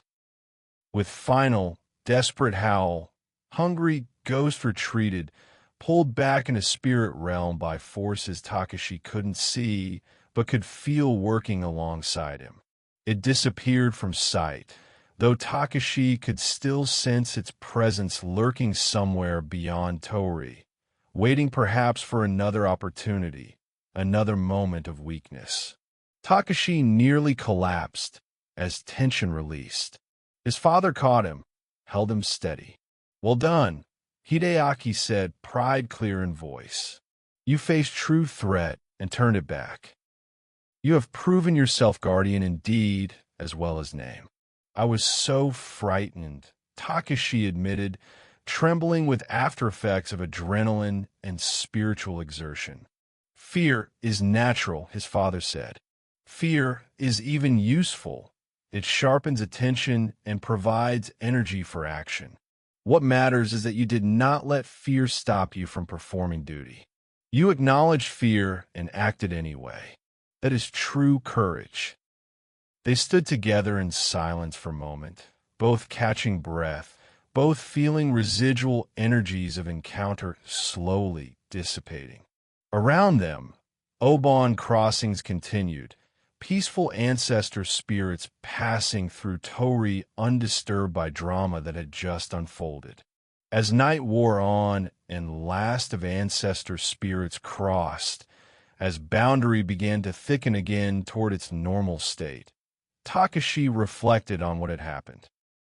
He had known intellectually that duty was important, that guardianship served real purpose. But now he knew it in his bones, in his heart, in deep places where true understanding lived. Hungry Ghost had been real. Danger it represented had been real. And his role in preventing it from entering human world had been absolutely necessary. If he had not been there, if he had failed in duty, that terrible entity would have crossed in a village below, would have sought out victims to feed upon, would have brought suffering and possibly death. This was not mythology or folklore or superstition. This was reality, as real as ground beneath his feet, as real as breath in his lungs. Spirits existed. Boundary needed guarding, and he was guardian. From that night forward, Takeshi never doubted his calling. He had faced darkness and held firm. He had protected Threshold and all who dwell beyond it. He had fulfilled duty that 17 generations of his family had fulfilled before him, and he would continue to fulfill it for as long as he had strength to stand and voice to speak prayers. Memory of that night stayed with him always, touchstone he could return to when doubt crept in. He had only to remember Hungry Ghost's burning eyes, terrible weight of its presence, moment of triumph when boundary held and it retreated, to know with absolute certainty that his life's work mattered. He had become, truly and finally, guardian of Threshold, the rhythm of night watch. As seasons turned and Takeshi grew more experienced in guardianship, night watch established its own rhythm, patterns shaping his life as surely as phases of moon-shaped tides. Each night was unique, presenting own particular challenges and observations, yet they all followed certain reliable contours, created structure Takeshi came to know intimately. Watch officially began at sunset, though preparations started earlier. In afternoon, Takeshi would rest if he could, gathering energy for long night ahead. Then, as sun approached western mountains, he would begin purification rituals, washing himself thoroughly in cool water of shrine stream, scrubbing away not just physical dirt, but spiritual impurities accumulated during day. He would dress in clean white garments, traditional clothing of shrine attendants and purifiers. White represented spiritual cleanliness, emptiness of ego and worldly concerns, readiness to serve as vessel for divine will. In winter, he would wear layers beneath, but outer garment was always white, always freshly washed, always donned with conscious intention. Next came prayers of preparation, invocations aligning his spirit with duty, calling upon Kami for protection and guidance, creating sacred space within own consciousness from which to perform watch. These prayers have been passed down through generations of guardians, refined and strengthened by centuries of use. Speaking them, Takeshi felt connected to all who had stood this watch before him. As darkness fell, he would make rounds of shrine grounds, checking that all was in order, that physical space reflected spiritual state needing to be maintained. He would ensure stone lanterns were properly filled with oil and lit, their gentle flames pushing back darkness. He would verify offering boxes were secure, that sacred rope and paper streamers were intact, that no debris or pollution had accumulated during day. Finally, he would take position near Torii. His father, when health still permitted him to share watch, would sit on bench about 20 feet back from gate, close enough to observe and assist if needed, far enough to give Takeshi room to work. When Takeshi stood watch alone, he would position himself slightly to side of Torii's central pathway, maintaining vigilance without blocking sacred center belonging to Kami. Early evening hours from sunset until about midnight were usually quietest in terms of spiritual activity. This was when Takeshi would practice meditative awareness, learning to hold attention without strain, to observe without fixation, to be fully present without being tense. He would listen to sounds of mountain forest as it settled into night, last songs of day, birds giving way to calls of owls and night herons, rustle of small animals beginning nocturnal foraging, whisper of wind through cedar branches. He learned to love these hours, peaceful solitude of them, where they gradually opened perception beyond merely physical.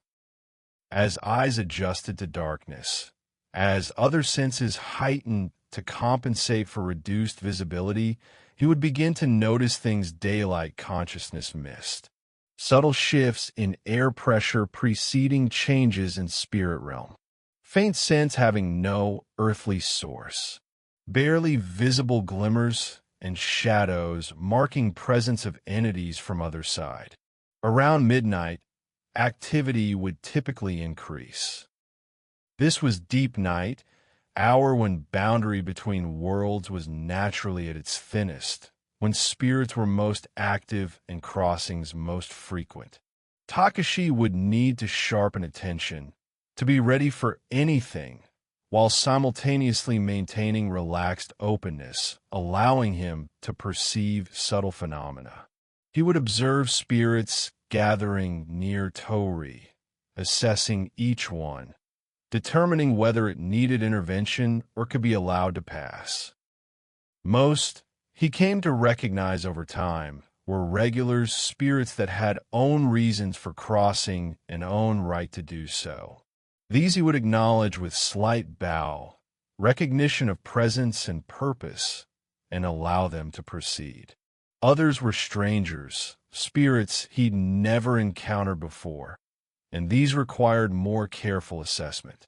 He would watch their behavior, feel their emotional signature, sense their intentions. If they seemed harmless, if they were simply passing through for legitimate purposes, he would permit them to cross. If he had any doubt, he would step forward and challenge them, requiring them to state purpose before granting passage. And then there were those that clearly should not cross, entities radiating malevolence or hunger or chaotic energy that would disturb human world. These he would turn back firmly, employing appropriate prayers and gestures, reinforcing boundary, sending them back to own realm. Some went easily, recognizing futility of trying to force passage. Others tested him, pushed against boundary, tried to find weaknesses they could exploit. But Takeshi was always vigilant, always ready to assert proper order. Hours from midnight until dawn were longest, most challenging to energy and attention. This was when fatigue could become issue, when body's natural rhythms urged sleep, when it was hardest to maintain sharp awareness watch required. Takeshi had learned various techniques to combat this, breathing exercises that energized without stimulating, physical stretches keeping blood flowing without disturbing meditative state, mental practices refreshing attention without breaking focus. He would sometimes walk shrine grounds during these hours, not abandoning post, but expanding it, including entire sacred precinct and watchfulness. He would visit various small shrines and sacred trees within grounds, paying respects, drawing renewed energy from each holy place. These small pilgrimages within shrine helped maintain alertness and deepen connection to multiple kami and spirits protecting this space. As dawn approached, usually in hours between 4 and 5 in the morning, spiritual activity would typically decrease again. Spirits that had crossed during night would be completing business, returning to own realm before sun rose. Boundary would begin to thicken once more, reasserting strength with approach of daylight. This was when Takeshi would feel end of watch approaching, when he could allow himself to think about rest and sleep. But he never relaxed vigilance completely until sun actually rose above eastern mountains, flooding shrine with golden light. Only then would he perform prayers of completion, invocations closing night's watch and returning shrine to daytime state. He would thank Kami for protection, acknowledge spirits that had cooperated with proper order, and release special state of heightened awareness maintained through dark hours. Then, finally, he would return to house, would remove white garments and change into more comfortable clothing, would eat simple breakfast if he had appetite, and would go to bed as most people were waking up. His sleep schedule was inverse of normal human life. Active hours the hours of darkness, rest the hours of light. But this rhythm had own beauty and wisdom. Takeshi came to appreciate aspects of existence most people never noticed. Way starlight fell on mountain stone, particular quality of silence at 3 in morning, gradual transformation of world as dawn approached. He witnessed sunrises almost daily, watched eastern sky bloom from black to deep blue, to lighter blue, to gold to blazing light, saw stars fade in day, birds wake, and spirit realm recede like tide pulling back from shore. Seasons brought own variations to watch. Spring nights were often misty, with fog gathering in valleys and wreathing cedars in mysterious shrouds. Cherry blossoms would bloom near shrine, pale petals ghostly in darkness, and their scent would attract certain spirits that delighted in beauty and ephemerality. Spring was time of renewal, of spirits emerging from winter dormancy, of increased activity and crossing. Summer nights were shorter but more intense. Heat of day would linger into evening, making air heavy and dense. Insects would swarm around stone lanterns, attracted by flames.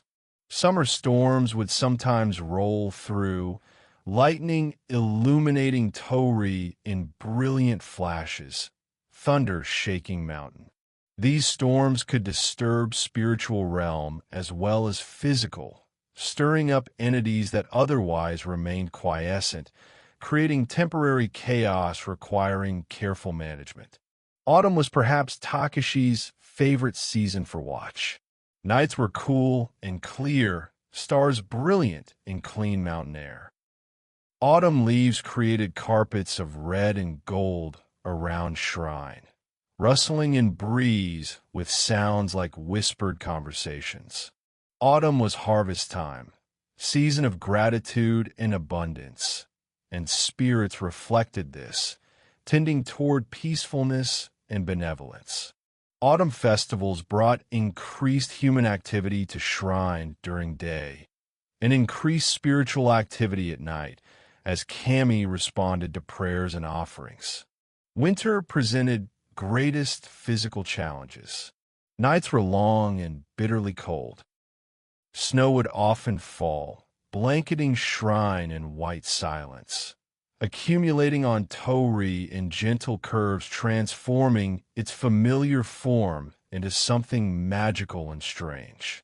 Takeshi would bundle himself in layers, would keep braziers burning for warmth, would walk more frequently to keep blood flowing and prevent numbness from setting in. But winter had own spiritual quality Takeshi found deeply moving. Spirits of winter were different from those of other seasons, slower perhaps, more contemplative, carrying energy of introspection and depth.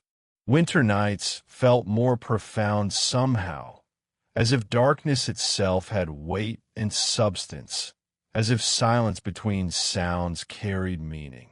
And on clearest winter nights, when sky was black domes scattered with infinite stars and snow-reflected starlight in subtle phosphorescence, Takeshi felt closest to eternal, most aware of tiny place in immense cosmos.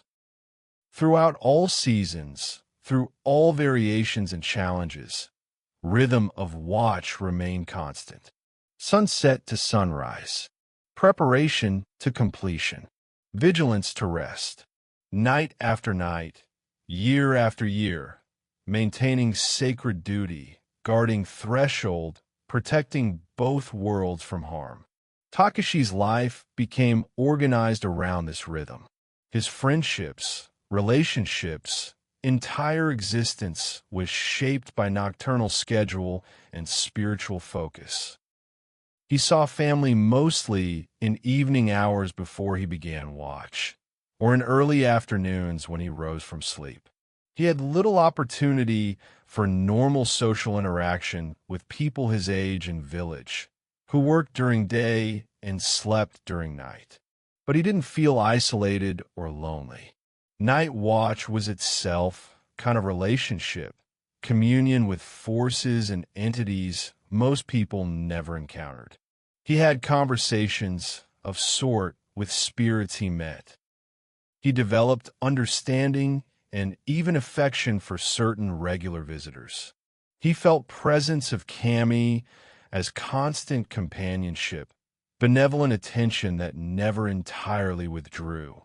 And he had Torii itself, that ancient structure, both inanimate wood and living presence. Over time, Takeshi came to feel Torii was aware of him, recognized him, worked with him in maintaining boundary. He would sometimes, in quiet moments, place hand on one of pillars, feeling smooth, worn wood, sensing centuries of spiritual energy absorbed into very substance of structure. In those moments, he felt profoundly connected, part of something transcending individual existence.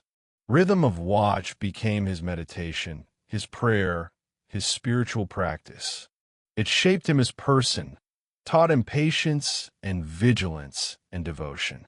It gave life structure and meaning and purpose. And though it was demanding, though it required sacrifice of normal pleasures and pursuits, Takeshi would not have traded it for anything. This was his life. This was his calling. And rhythm of watch was heartbeat of his existence.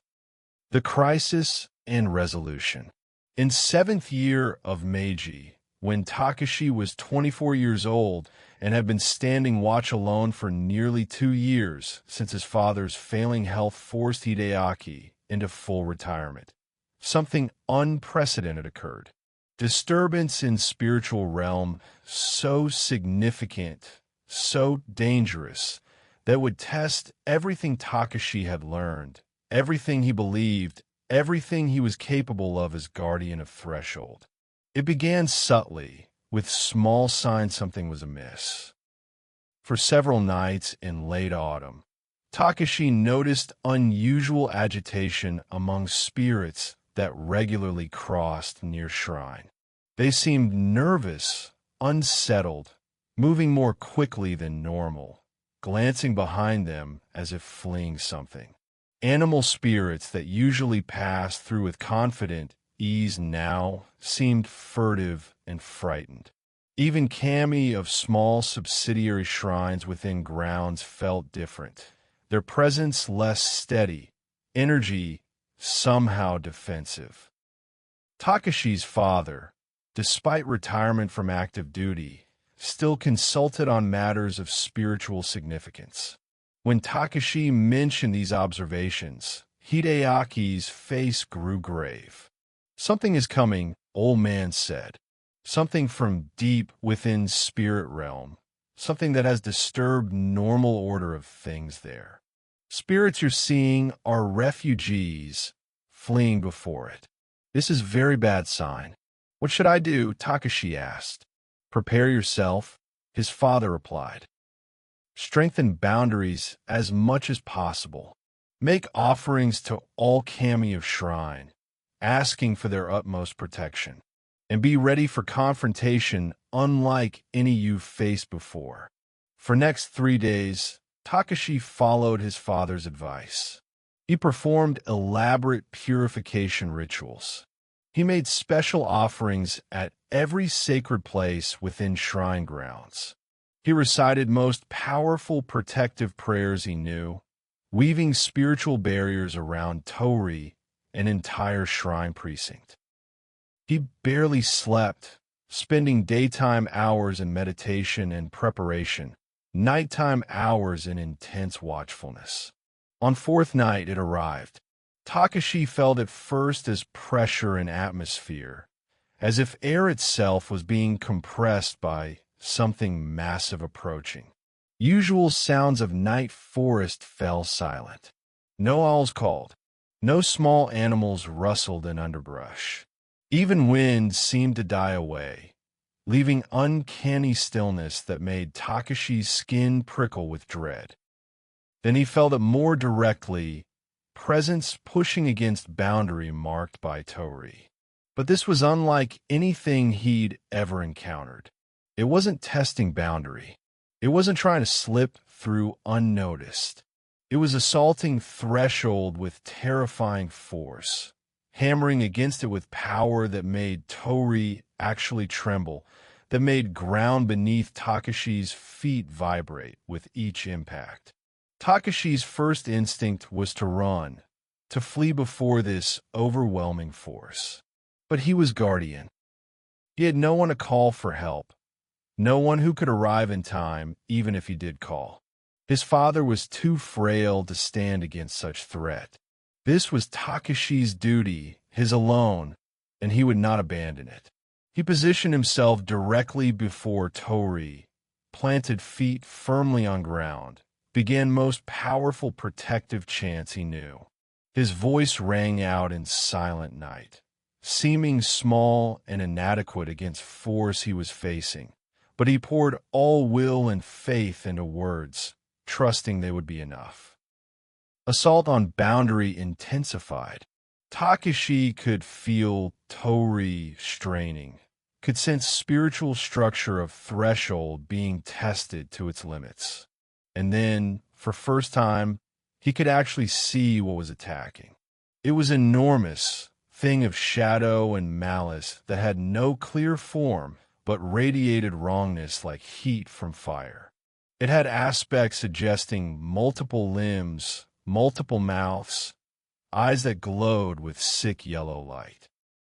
It was not quite solid, existing half in spirit realm and half trying to force way in a physical world. And it was ancient, older than shrine, older than Torii, perhaps older than human habitation of these mountains. Takeshi realized with horror he was facing something scholars of yokai might classify as oni or demon, but on scale beyond normal categorization. This was not mischievous spirit or even dangerous yokai in usual sense. This was force of pure spiritual malevolence, thing that existed to corrupt and destroy, that sought entrance to human world not for any comprehensible purpose, but simply because chaos and suffering were its nature. His prayers seemed to have little effect. Thing continued its assault, and Takeshi could feel boundary weakening. If Torii's spiritual structure failed, if threshold was breached, this entity would pour into physical world, and results would be catastrophic. Panic threatened to overwhelm Takeshi's consciousness.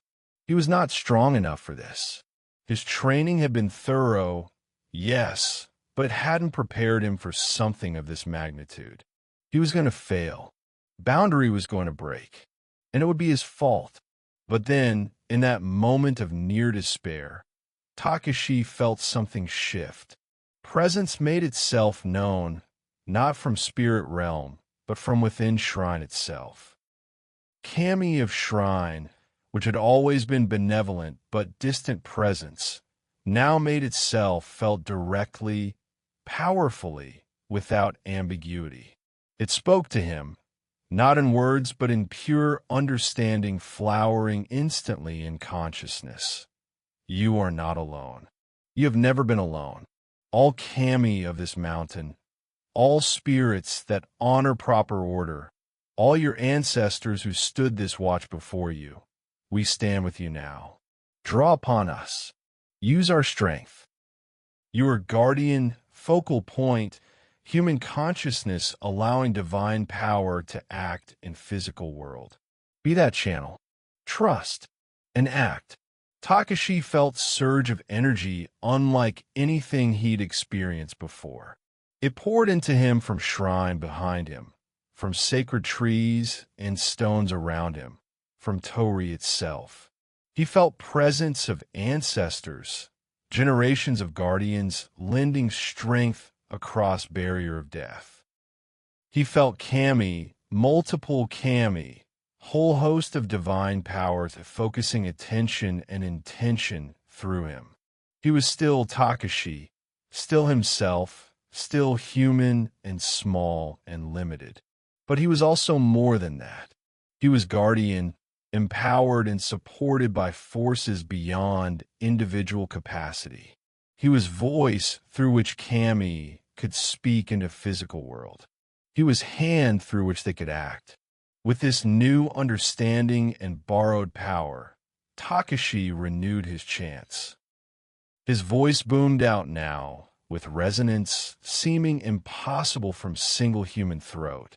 Words he spoke were old prayers, yes, but they were infused with divine authority, with weight of sacred intention that had protected this place for centuries. Demon, for demon it clearly was, recoiled from force of this renewed defense. It howled, sound making Takeshi's ears ring and vision blur, but he did not falter. He advanced toward Torii, toward boundary, speaking prayers of banishment, commanding rather than pleading, asserting cosmic order rather than merely hoping for protection. Struggles seemed to last for hours, though in reality it was probably only minutes. Takeshi and Demon were locked in contest of wills, spiritual force against spiritual force, order against chaos, protection against violation. Outcome was by no means certain. Demon was terribly powerful, and it fought with desperation of something knowing this might be its only chance to cross in a physical world. But Takeshi, supported by kami and ancestors, empowered by centuries of accumulated protective intention, fighting on ground consecrated and defended for generations, held firm. He did not give up. He did not weaken. He was threshold guardian, and threshold would not fall while he stood. Gradually, almost imperceptibly at first, balance began to shift. Demon's assault weakened. Its form became less substantial. Pressure against boundary decreased. Takeshi could sense it was being pulled back, drawn away by forces on spirit side. He couldn't fully perceive, but could feel working in harmony with his efforts. With final shriek of rage and frustration, Demon was forced back through threshold, expelled from boundary it had been trying to violate. Torii flashed once with brilliant vermilion light, brighter than Takeshi had ever seen it, as if reasserting presence and purpose. And then Demon was gone, vanished back into depths of spirit realm, defeated and banished. Takeshi collapsed to knees, utterly exhausted. Energy that had flowed through him drained away, leaving him feeling hollow and spent. His white garments were soaked with sweat. Hand was shaking. Voice was hoarse from extended chanting. But he had succeeded. Boundary had held. Demon had been turned back. Shrine, village, and everyone beyond had been protected. He had fulfilled duty against greatest threat he'd ever faced. As he knelt there, trying to catch breath, trying to process what had just happened. He felt Cammy's presence again, gentler now, like hand placed softly on shoulder in acknowledgement and gratitude. Well done, Guardian, presence seemed to say. Threshold stands. Balance is maintained. You have proven worthy of your calling. Takeshi bowed head, tears streaming down face from release of tension and overwhelming emotion of moment. Thank you, he whispered. I could not have done alone. And that, presence responded, is wisdom making you true guardian. You understand that duty is not yours alone to bear. You are part of something larger, something extending backward through time and outward through spiritual dimensions of existence. Remember this. You are never alone in your watch. Presence gradually faded, returning to usual subtle awareness rather than direct, powerful manifestation it had taken during crisis. Night sounds resumed around Takeshi. Owls began calling again. Wind picked up, rustling autumn leaves. World returned to normal, or as normal as it ever was in this thin place between realms. Takeshi slowly climbed to feet. He was exhausted, yes, but also profoundly changed by experience. He had stood against force that could have destroyed everything he was sworn to protect. He had not crumbled or fled. He had drawn upon resources he hadn't known were available to him. He had discovered that guardianship was not solitary burden, but participation in vast network of protection, including Kami, ancestors, sacred space itself. As first light of dawn began to color eastern sky, Takeshi completed watch as always, speaking prayers of closing, thanking Kami for protection, acknowledging spirits that had supported him. Then he walked slowly back to house, legs weak and trembling, body demanding rest but spirit soaring. His father was waiting on veranda, despite early hour. Old man's face was drawn with worry, and Takeshi realized Hideaki must have sensed something of what occurred, must have spent night in prayer and concern. It came, Hideaki said. Not a question. Yes, Takeshi replied, and it was turned back. His father's expression shifted from worry to profound relief. I felt power that moved through shrine. I felt Kami manifesting in ways I've never experienced in all my years as guardian. You called upon everything, used everything available to you. I had to, Takeshi said simply. It was too strong for me alone. But with Kami's help, with our ancestors' support, boundary held. Hideaki nodded slowly. This is deepest truth of guardianship. In end, we humans are not powerful enough to hold back forces of spiritual chaos on our own. But we don't have to be. Kami protect this world because they love it, and they work through us when we make ourselves available. You understood this tonight. You became true channel for divine protection. This is greatest achievement Guardian can attain. They sat together in growing daylight, father and son, old Guardian and new, sharing silence that said more than words could express. Takeshi had passed test he hadn't known was coming, had proven himself worthy of duty passed down through 17 generations. And in doing so, he had learned lesson that would serve him for rest of his life. That true strength comes not from standing alone, but from knowing when and how to draw upon resources greater than oneself. Wisdom of the threshold. As we approach end of our journey through Takeshi's story, let us pause and reflect on deeper meanings woven throughout his tale. For this is not simply story about young man guarding magical gate. It is story about thresholds of all kinds, about boundaries that separate and connect, about responsibilities we inherit and choices we make about how to fulfill them. Takeshi's guardianship of Torii Gate serves as metaphor for all boundaries we maintain in our lives. Between work and rest, between self and other, between past and future, between what we can control and what we must accept. Like Takeshi, we each stand watch over our own thresholds, determining what we allow to pass through into our lives and what we must turn away. The Torii itself teaches us that boundaries are not walls. They are not meant to completely separate or to create absolute divisions. Rather, they mark places where different realms touch, where passage is possible but must be mindful and intentional. The Torii says yes, these two worlds are distinct, but also yes, they can interact when interaction is appropriate and respectful. This wisdom applies to so many aspects of modern life. In a world increasingly connected yet fragmented, we need to understand how to maintain healthy boundaries while remaining open to connection.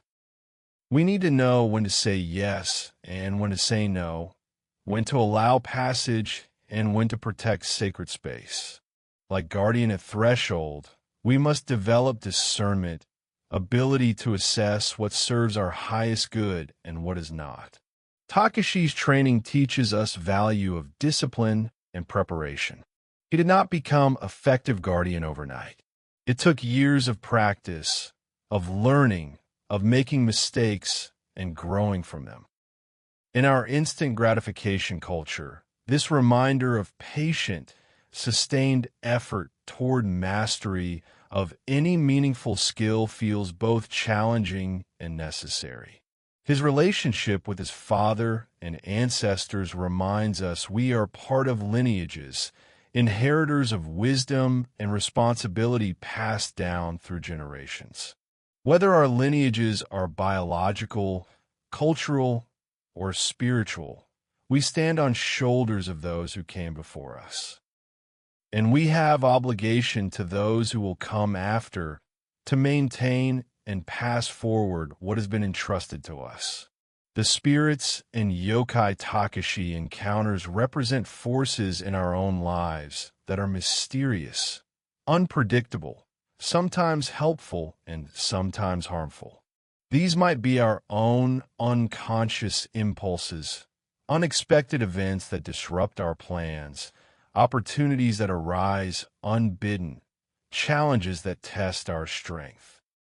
Like Takeshi, we must learn to assess these forces wisely, to respond to them appropriately, neither overreacting with fear nor underestimating their significance. The crisis Takeshi faces when demon attacks threshold speaks to moments in all our lives when we are tested beyond what we think we can handle. In these moments, Takeshi's response offers profound teaching. He does not pretend to have strength he lacks, but neither does he give up. Instead, he reaches beyond himself, draws upon resources greater than his individual capacity. He becomes channel for divine power, allowing something larger to work through him. This is available to all of us in our moments of overwhelming challenge. We can connect to something greater than ourselves, whether we understand it as divine presence, collective human wisdom, love of those who support us, or deep reserves of strength we didn't know we possessed. We are never as alone as we sometimes feel. We are always part of a larger whole that can sustain us if we learn how to access it. The rhythm of Takeshi's watch teaches value of consistency, of showing up day after day, night after night, regardless of whether anything dramatic occurs. Most of his nights are quiet, uneventful, but this does not make them less important. The cumulative effect of sustained attention, of faithful presence, creates its own kind of power. In our own lives, this might translate to daily practices of meditation, exercise, creative work, or relationship maintenance. Small acts repeated over time become transformative. Presence and attention, sustained with patience and devotion. Work changes that dramatic gestures never could. Takeshi's choice to embrace his calling rather than resent it offers another crucial teaching. He could have seen his duty as burden, could have felt trapped by expectations and obligations. Instead, he finds meaning and even joy in his work. He recognizes it as privilege to serve something greater than himself. This shift in perspective, from obligation to opportunity, from burden to blessing, is available in any life circumstance. We may not always get to choose our circumstances, but we always get to choose our relationship to them. We can resist and resent, or we can find ways to embrace and transform. The story's setting in Meiji Era Japan, time of rapid modernization and cultural upheaval, reminds us that every generation faces its own version of change and uncertainty. Takeshi lives in a world where old ways are being questioned, traditional values challenged, ancient beliefs dismissed as superstition. Yet he holds fast to his duty, not out of blindness to change, but out of deep conviction that some truths are timeless. We too live in time of rapid change, of technological transformation, of shifting values and uncertain futures. Like Takeshi, we must find ways to honor what is eternal while adapting to what is new. We must discern what should be preserved and what should evolve. This requires wisdom, courage, and willingness to stand firm in our convictions even when prevailing culture moves in different direction. Finally, the Torii gate's red color, traditionally believed to ward off evil spirits and protect those who pass through it, reminds us of power of symbols and sacred spaces in our lives. Whether physical locations or mental attitudes, we all need places of protection and renewal, spaces marked as special where we can reconnect to what matters most. Creating and maintaining such sacred spaces, whether through ritual, routine, or deliberate choice, is part of how we care for our spiritual well-being.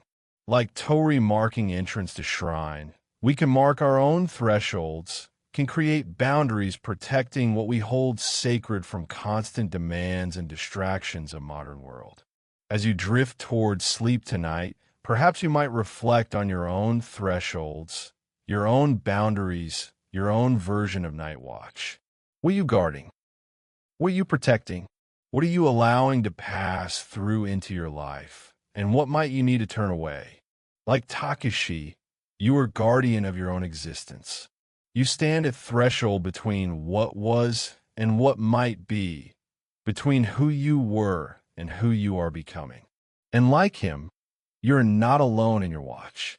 You are supported by ancestors, by wisdom of ages, by forces both seen and unseen that wish you well on your journey. May you stand your watch with Takeshi's courage and wisdom. May you find meaning in your duties and joy in your service. May you know when to be firm and when to be gentle, when to protect and when to allow passage. And may you always remember that thresholds are not barriers but connections, not endings but beginnings, not walls but gateways to transformation. And so we come to the end of our story, but Takeshi's vigil continues in the world of the tale, at his crimson gate, with an eternal wakefulness. Night and day, summer and winter, through months and years, he fulfills his sacred duty, guarding the threshold, honoring the trust passed down through 17 generations and now extending into the 18th. In our story, the sun has begun to illuminate with its first rays, and after his long night's vigil, it is finally time for Takeshi to rest. Whether these guardians exist literally or merely metaphorically, We all continue to live our lives thanks to someone and their love and devotion to their duty. Thank you for joining me tonight on this journey to Meiji Era Japan, to the mountain temple where cedar trees whisper ancient secrets and the Torii gate glows red in the starlight. Thank you for keeping vigil with Takeshi, for learning his prayers, for meeting the spirits and yokai that fill his world. Thank you for opening your imagination to the possibility that the world contains more than what we see with our physical eyes. Before I leave you to your dreams, I have a small request. If you enjoyed this journey, if Takeshi's story touched you, please consider subscribing to Mysterious Sleep Stories. Every time you join us, you're supporting the creation of these peaceful journeys filled with mystery and wonder. Click the subscribe button and turn on notifications so you don't miss future stories. And I wonder, where are you listening from tonight? What time is it where you are? Are you in America as the day ends, or in Europe or Asia as a new day begins? Leave a comment and let me know. It makes me so happy to see how far these stories spread, connecting listeners across time zones and continents. Also, if there are any specific mysteries or historical periods that fascinate you, or stories you'd like to see told in this gentle, sleep-inducing style, please share them as well. Your suggestions help shape the future journeys we'll take together. Perhaps you're interested in ancient Egypt, medieval Europe, the dream time of Australian Aborigines, the mysteries of the deep ocean, or distant stars. Whatever calls to you, I want to know. Until next time, dear travelers, sleep peacefully. May your dreams be vivid and meaningful. Wake up rested and refreshed. And whenever you cross any threshold, remember to pause for a moment, as Takeshi did, to accept the passage, to honor the sacred nature of the transition from one state to another. The world is full of Torii gates, if we know how to see them. It is full of thresholds, boundaries, and transitional spaces where magic can occur, transformations can happen, and the ordinary can become extraordinary. I hope you will pass through these paths with awareness and respect. You will know which paths to cross and which to protect. You will be both traveler and protector, both seeker and guardian, both student and teacher. Good night. Sleep well. And remember, you are never truly alone on your watch. Whatever tasks you carry, whatever your responsibilities, you are supported by both visible and invisible forces, love that stretches across time and space, wisdom passed down through the ages. The protector stands at the Torii gate. Souls move in the darkness. The kami are watching over everything. And you, dear listener, are a part of this great mystery, this eternal dance between worlds, this sacred story that encompasses us all. Now rest, dream deeply, and let the mysteries gently carry you to sleep. And remember, tomorrow is the first day of the rest of your life. These are the mysterious sleep stories. Thank you for listening, and good night.